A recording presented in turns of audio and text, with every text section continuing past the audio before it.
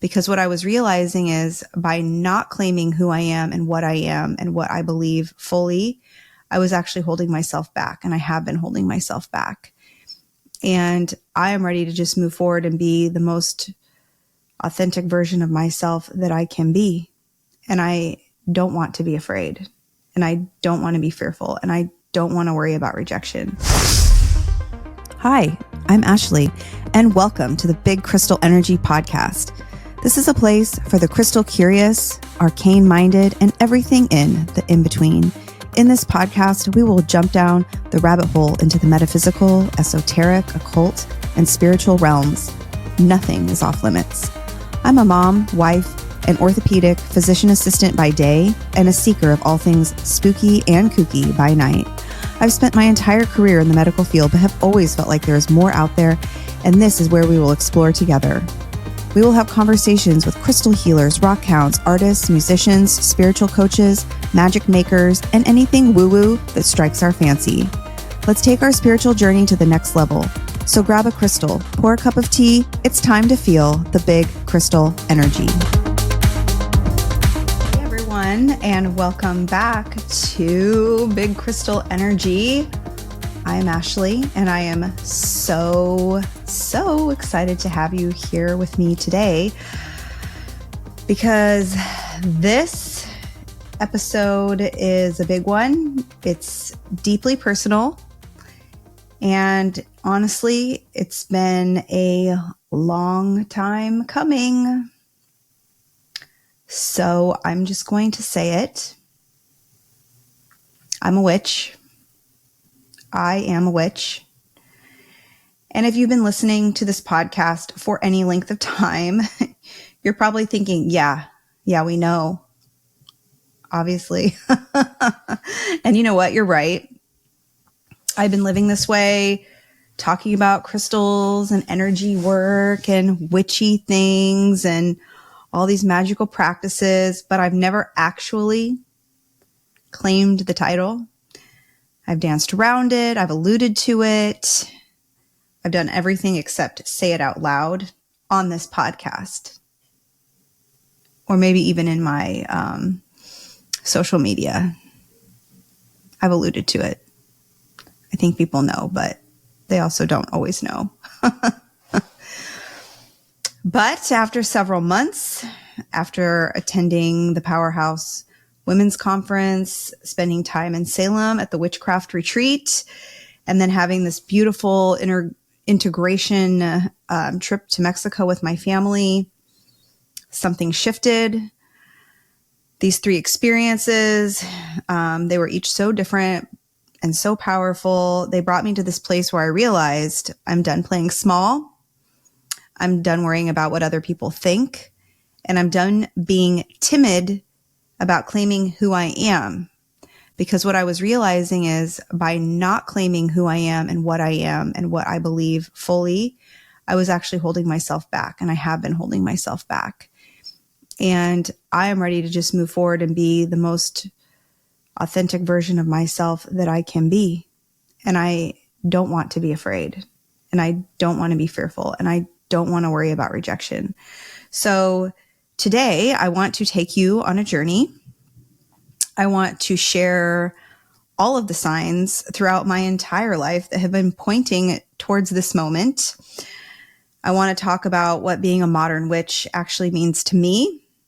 And spoiler alert, it's probably very different than what you might think. And I want to debunk some of the biggest misconceptions about witchcraft, because honestly, the judgments people have are usually based on complete misunderstandings, Hollywood, just the way things are portrayed in movies, the way things are portrayed in books and Disney and all of these things.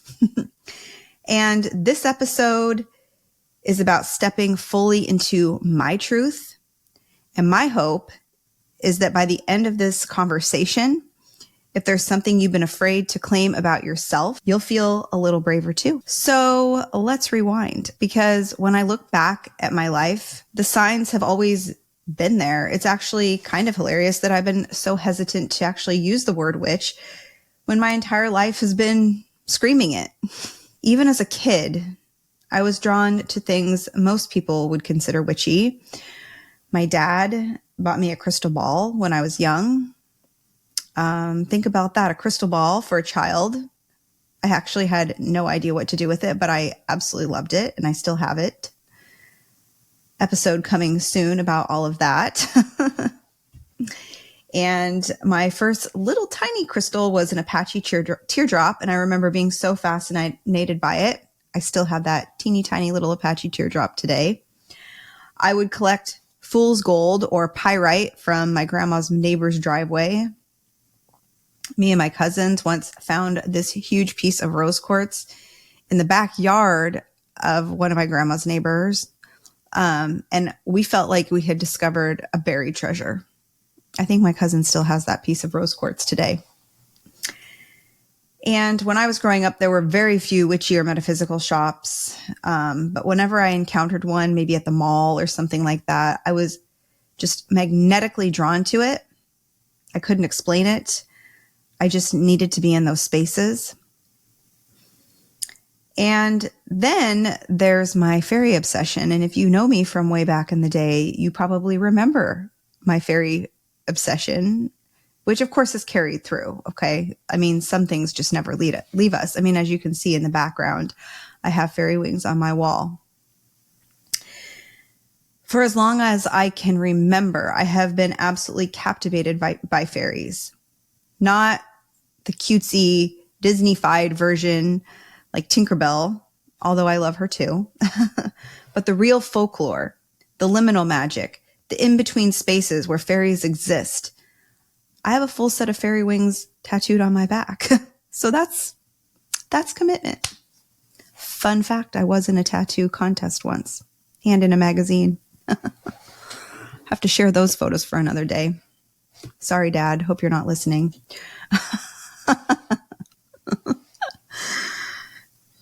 Sorry, not sorry. We just have to be who we are, right? We just have to be who we are. Are you familiar with the artist Brian Froud? He wrote the book Good Fairies, Bad Fairies. That book was basically my Bible.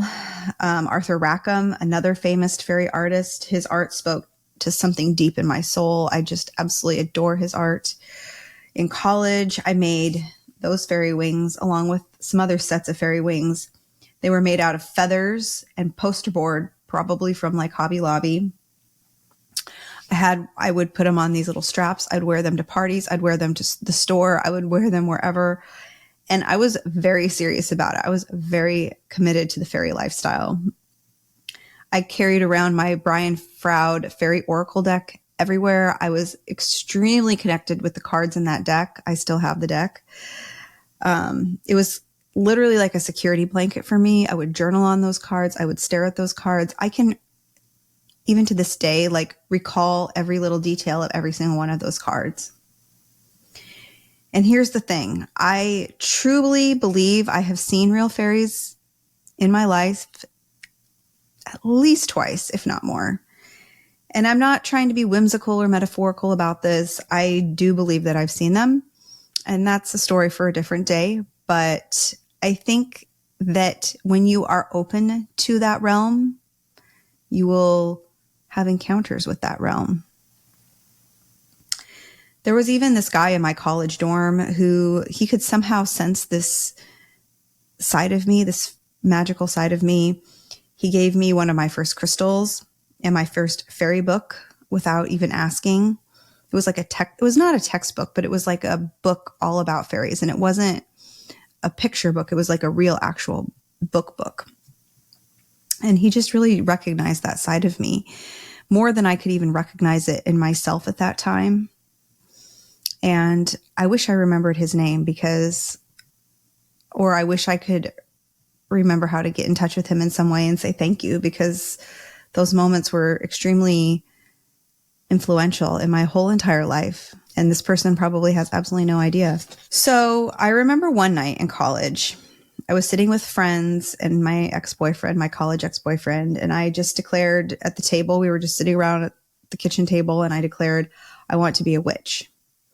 I remember it was cold out, it was snowing, and just something inside me said I wanted to, just like made me want to declare that out loud. I can still really just picture that moment. I was reading books on Wicca, on green witchcraft. I was obsessed with Scott Cunningham's work. I mean, he's the OG, right? But this was all pre-social media, so I mostly kept these interests to myself. People knew about my fairy thing because that was very obvious, and you could see my wings, and I just talked about them all the time. But they didn't know how deeply all of this spilled into the mystical and witchy realm. I would spend hours in the metaphysical section of Barnes and Noble, just absorbing everything. The movie The Craft, the iconic Craft movie, was my absolute favorite. Shout out to Rachel True, who also reads tarot and is very witchy. I don't think she actually claims herself as a witch, but she's definitely very witchy, and she would be a dream podcast guest. Just putting that out into the universe. I just love that movie so much.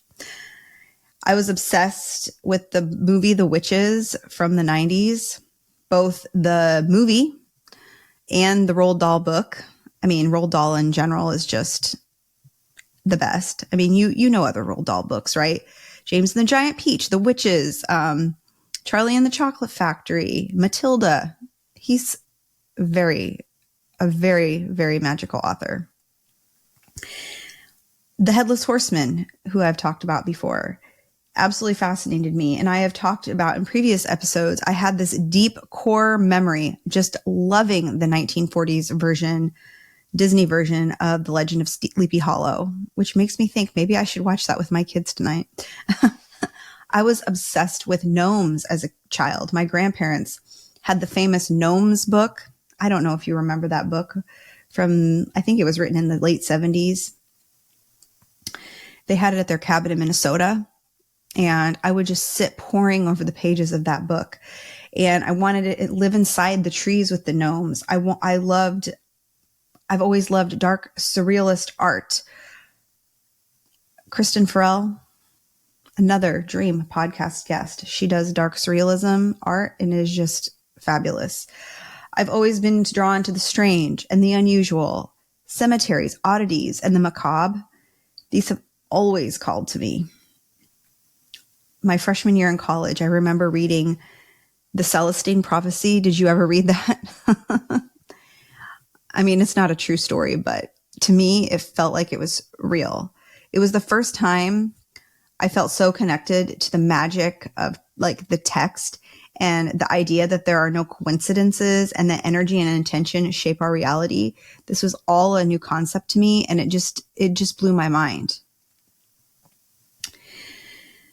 But all of this is interesting because I grew up in a very traditional, with very traditional religion around me. My dad's side was Catholic. I went through all of my catechism, First Communion, reconciliation, confirmation, all of the things. My mom's side is Presbyterian. Both my grandmothers, my grandma Beverly, my grandma Kay, were very devout women, very amazing women, but they connected to spirit in such a different way than I ever did. And their connection just never made sense to me. I would sit in church and really feel nothing aside from being bored. Worse, I'd often feel like I was supposed to feel something and then I couldn't. And I wasn't trying to be rebellious. The spiritual connection just wasn't there. Whatever I was searching for, I couldn't find in that space.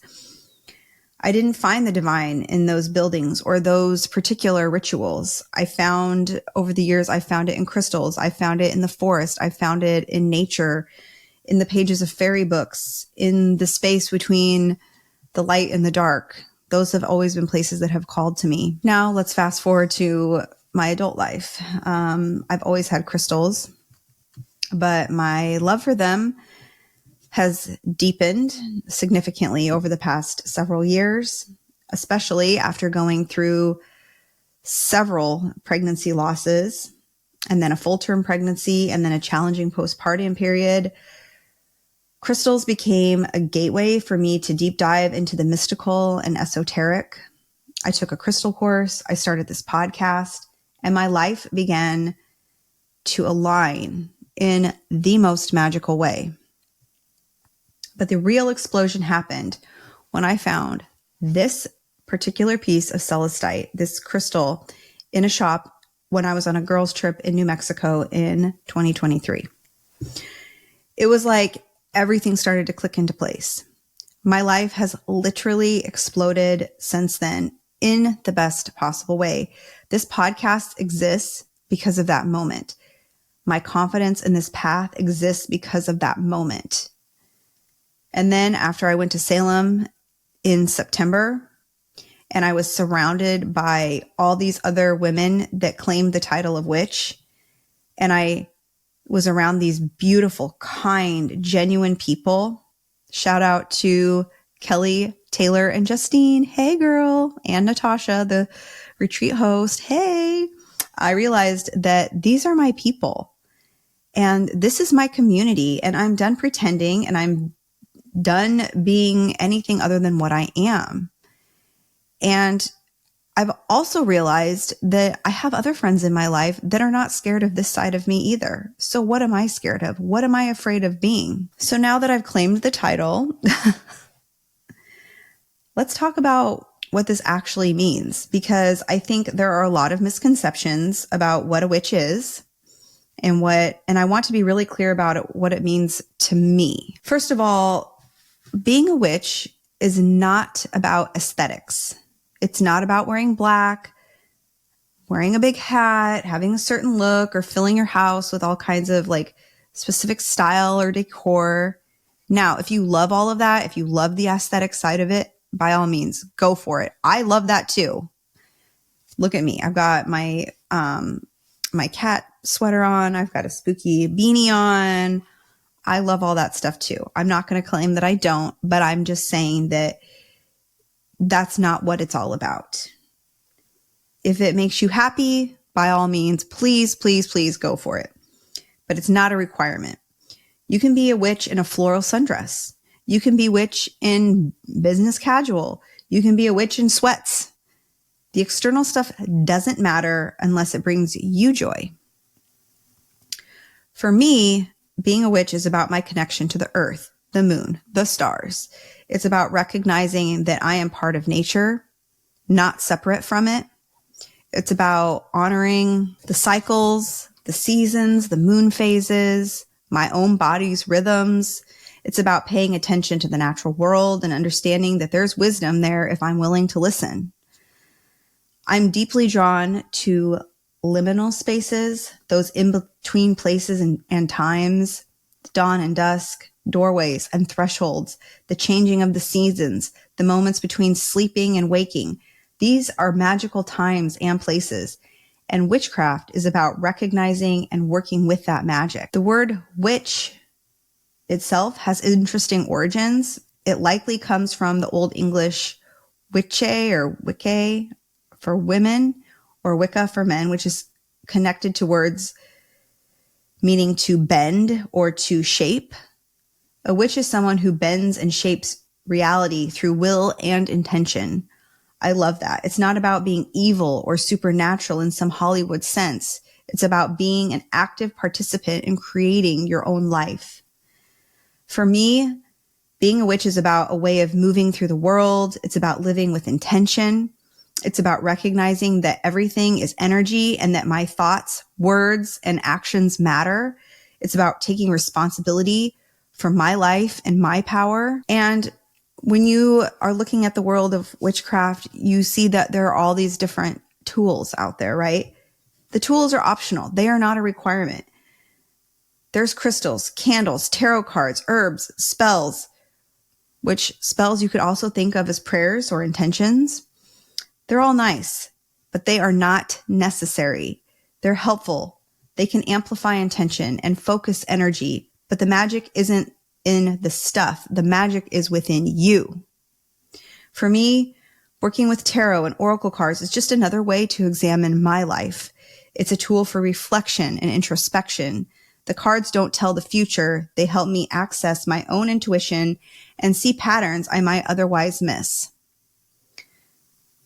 Being a witch for me is about small daily rituals.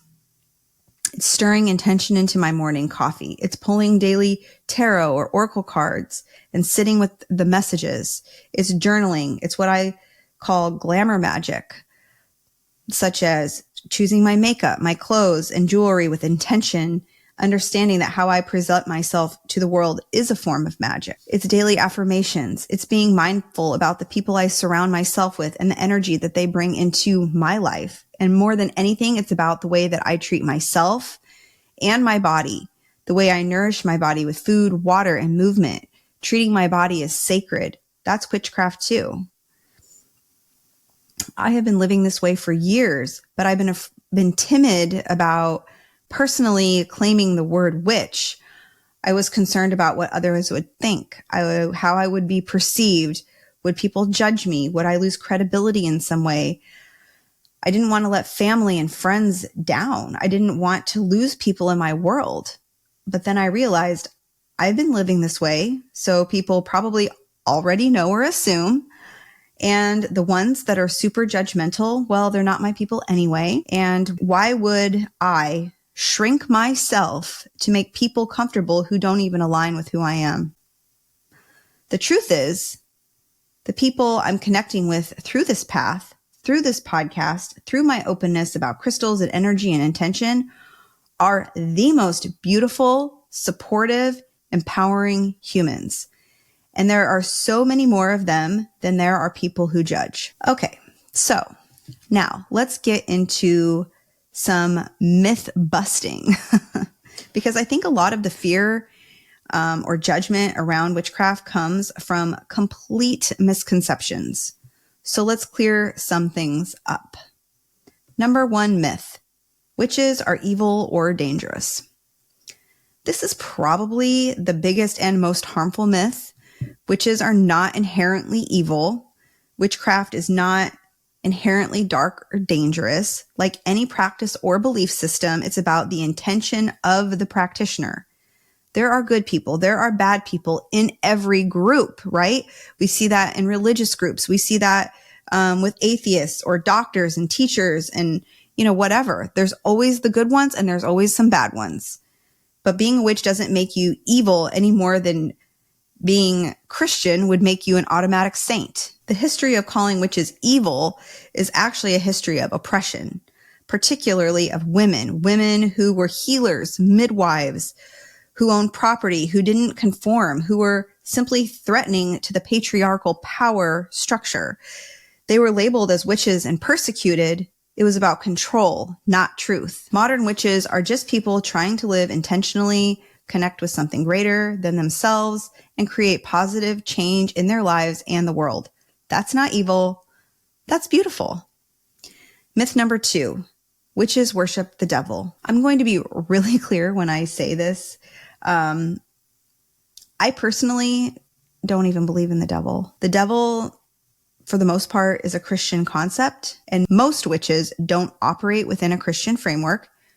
You can be a Christian witch. I will get to that later, but you can't really worship something you don't believe exists. So many witches work with nature, with elements, with the divine feminine and divine masculine, with ancestors, with spirit guides. Some are polytheistic, some are atheistic, some blend witchcraft with their existing religious beliefs. But the Satan worshiping witch thing, while that may exist, it's a very select group. And that's a myth created by people who wanted to demonize practices they don't understand. Myth number 3, witchcraft and religion can't coexist. This is absolutely false. There are Catholic witches, Christian witches, Jewish witches or Jewitches, Muslim witches, Buddhist witches. You can honor the religion you were raised in or choose to practice while also incorporating witchcraft into your spiritual life. Witchcraft is a practice. It is not a religion. It's about working with energy, intention, and natural forces. Those things don't contradict most religious teachings about prayer, faith, and the divine. I know people who go to church on Sunday and pull tarot cards on Monday. They see no conflict because for them, there isn't one. It's all about connecting with the divine and living intentionally. My husband still prefers me to attend Mass with him on Sundays. Our belief systems don't really conflict or cause problems in our marriage. I agree that Jesus was probably a really cool dude, but I feel a sense of wanting to worship more than just one iconic figure. Myth number 4, you have to be born a witch. Some people believe in hereditary witchcraft, that it's passed down through family lines. And that's a valid belief for those who hold it. That's great, but you absolutely do not have to be born into a witchy family to be a witch. Anyone can learn, anyone can practice. If you feel called to this path, that's all you need. Yes, I had signs my whole life, but I wasn't born into a family of practicing witches. I found this path because it called to me and I answered. Witchcraft is about personal power and connection. Those things are available to everyone, regardless of lineage. Myth number 5, witches always cast spells and hexes. Do some witches cast spells? Yes. Do some cast hexes? Yes, sure. But it's not what we do all day, every day. And many witches, including me, focus primarily on positive, constructive magic. A spell is really just a focused intention combined with action, similar to a prayer. When you set a New Year's resolution, you're essentially casting a spell for change in your life. When you pray, you're directing energy toward a desired outcome. Spells are not some supernatural Harry Potter thing. They're about clarity, intention, and will. And honestly, most of my daily practice has nothing to do with formal spells. It's about mindfulness, gratitude, and living in alignment with my values. Myth number 6, witches have to look or act a certain way. We've sort of touched on this before. There is no witch uniform. Witches do not have to wear black pointy hats. There is no personality type. Witches are literally everywhere, and you probably don't even realize that. They're probably looking like everyone else around you. We're teachers, nurses, accountants, artists, stay-at-home parents. We're introverts, we're extroverts. We wear all black, or we wear rainbow colors, or we wear whatever makes us feel good. The idea that witches have to be goth or mysterious or dramatic, that's media representation. That's not reality. Be yourself. That's literally the whole point. Myth number 7, witchcraft is about control or manipulation. This is a big one. Ethical witchcraft is not about controlling other people or manipulating situations to get what you want at someone else's expense. Most witches follow some version of harm none or do no harm in their practice. For me, witchcraft is about aligning myself with my highest good and trusting that when I do that, things flow. It's about co-creating with the universe, not forcing outcomes. It's about removing blocks within myself, not trying to control external circumstances or people. Yes, intention is powerful. Yes, we can influence energy, but ethical witchcraft respects free will and works for the highest good of all involved. So here we are. I said it. I'm a witch. And honestly, it feels amazing to finally claim that out loud. This isn't about convincing anyone else to become a witch. This is about me stepping fully into my truth and inviting you to do the same, whatever that calling may be for you. If you've been afraid to call yourself a witch because of what people might think, consider this your permission slip. But also, you don't need permission, not from me, not from anyone. If the path calls to you, walk it. If you want to say it out loud, but you don't know who else to say it to, send me a DM, email me. I will carry that with me. It does not have to be for everyone to know. The only reason I'm truly stepping out and saying this out loud is because I was starting to feel like my lack of actually claiming the word was becoming a barrier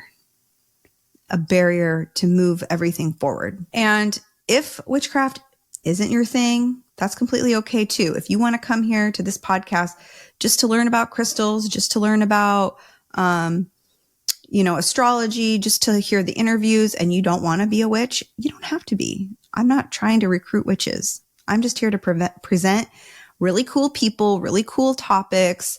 I'm trying to learn with you all. And that's what it's all about. Maybe you're called to something else. Maybe you're a devout Christian who feels deeply connected to your faith. Maybe you're a scientist who finds meaning in the observable universe. Maybe you're still searching and don't know yet what you believe. Whatever it is, I want this podcast to be a space where you can show up as yourself, where you can explore the mystical and the magical without judgment, where you can ask questions and be curious. Because here's what I've learned over the past several months.